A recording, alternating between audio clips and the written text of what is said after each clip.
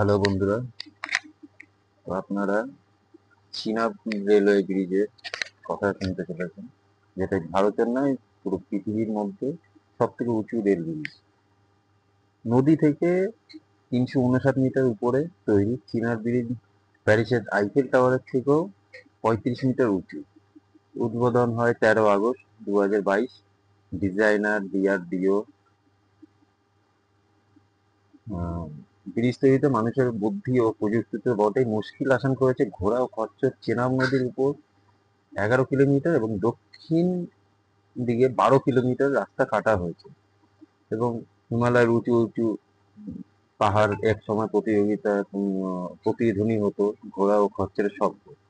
তখন কেউ কল্পনাও করেননি একদিন এই আঁকা বাঁকা রাস্তার উপর দিয়ে বিশ্বের সবচেয়ে উঁচু রেল সেতু নির্মিত হবে।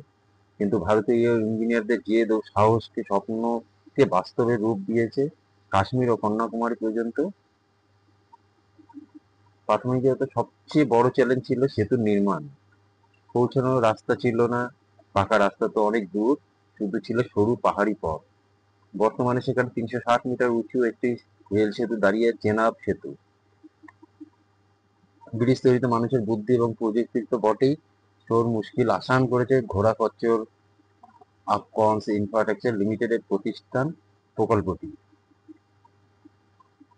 কঠিন খাড়া ভূখণ্ডকে নিজেদের নিয়ন্ত্রণে আনার কঠোর পরিশ্রম ও ধৈর্যের প্রয়োজন ছিল। চেনাব নদীর উত্তর তীরে 11 এবং দক্ষিণ তীরে 12 কিলোমিটার রাস্তা কাটা হয়েছে।